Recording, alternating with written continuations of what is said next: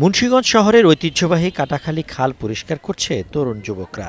খালে ফেলা প্লাস্টিকের বোতল, বাসাবাড়ির ময়লা পরিষ্কার করে ব্যাপক উদ্যমে।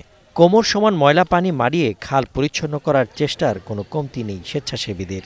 শুক্রবার খালের ৩৫০ মিটার অংশে এই পরিষ্কার কার্যক্রমে অংশ নেয় ৪০০ স্বেচ্ছাসেবী। আমরা পরিচ্ছন্ন করছি কাটাখালী খাল। আপনারা দেখতে পাচ্ছেন যে খালের আসলে বর্তমান অবস্থা খুবই ভয়াবহ। আমরা প্রায় ৪০০ জন মেম্বার বিডি ক্লিনের মুন্সিগঞ্জ এবং পার্শ্ববর্তী জেলার মেম্বাররা মিলে আজকে মূলত আমাদের টার্গেট এই খালটা আমরা পরিচ্ছন্ন করব, পুনরুদ্ধার করব, দেন এখানে সৌন্দর্য ফিরিয়ে আনার ক্ষেত্রে আমরা কাজ করব। স্বেচ্ছাসেবীদের অক্লান্ত পরিশ্রমে পরিষ্কার হয় খাল। পরিচ্ছন্ন রাখতে নাগরিকদের প্রতি আহ্বান তাদের। স্থানীয়রা জানায়, একসময় মুন্সিগঞ্জ শহরের হাট লক্ষ্মীগঞ্জ ধলেশ্বরী নদীর সাথে মাখাটি এলাকার কাজলরেখা নদীর সাথে সংযোগ ছিল প্রায় ২০ কিলোমিটার দৈর্ঘ্যের এ খালের। পদ্মা ও মেঘনা নদীর পানি প্রবাহিত হতো এ খাল হয়ে। দিনে দিনে দখল দূষণে খাল হারিয়েছে জৌলুস। বর্তমানে এর অস্তিত্ব কমতে কমতে ঠেকেছে মাত্র ১.৫ কিলোমিটারে। দখলমুক্ত করার দাবি স্থানীয়দের।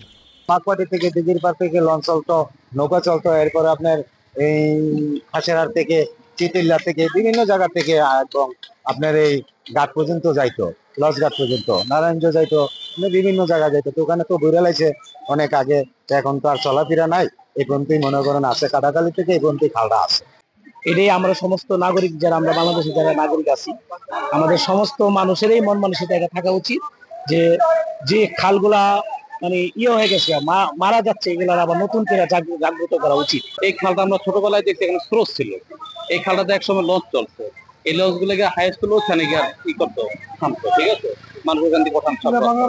এখন এইগুলা এই যে আপনারা করেন বা আমরা করি, এগুলো আমাদের সচেতনতার অভাব। শুক্রবার সকালে জেলা প্রশাসন ও জেলা পরিষদের আয়োজনে এই কার্যক্রমে অংশ নেওয়া স্বেচ্ছাসেবীদের শপথ বাক্য পাঠ করান জেলা প্রশাসক ফাতিমাতুল জান্নাত। পরে কাটাখালী খাল পুনরুদ্ধারে স্থায়ী প্রকল্প নেয়ার আশ্বাস দেন তিনি। এটা নিয়ে আমাদের এই কাটাখালী খাল নিয়ে আমাদের একটা না দুটো প্রজেক্ট, আসলে একটা প্রজেক্ট আমাদের এলজিডির করবে, যেখান থেকে পৌরসভার যে পার্টটা সেটার উন্নয়ন, সৌন্দর্য বর্ধন এবং পুনঃখনন হবে, এবং তারপরের থেকে একদম আউটফল পর্যন্ত যে জায়গাটা, সেখানে পানি উন্নয়ন বোর্ড একটা প্রকল্প হাতে নিয়েছে এবং সেটার কাজও প্রায় শেষের পথে। এই খালটা যদি পরিচ্ছন্ন থাকে তাহলে মুন্সিগঞ্জ পরিচ্ছন্ন থাকে এবং আমরা মশা থেকে শুরু করে আমরা সকল যে কোনো পরিবেশ দূষণের থেকে রক্ষা পেতে পারি। এ পরিচ্ছন্নতা অভিযানে সাময়িকভাবে খালের চেহারা ফিরলেও স্থায়ী প্রকল্পের মাধ্যমে খালপাড়ে আধুনিক ওয়াকওয়ে নির্মাণ সহ বিনোদন কেন্দ্র স্থাপনের দাবি মুন্সিগঞ্জ শহরবাসীর। সজীব সাদিক, স্টার নিউজ।